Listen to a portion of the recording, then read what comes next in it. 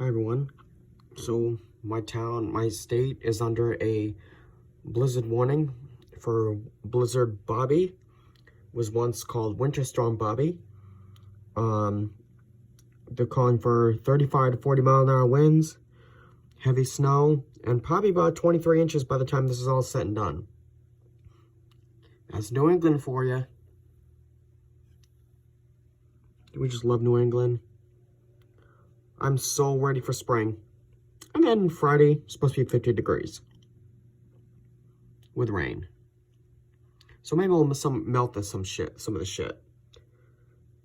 That'll be good.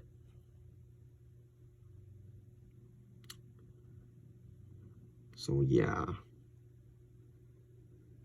Who's ever in the track of this, please stay safe and have a wonderful day.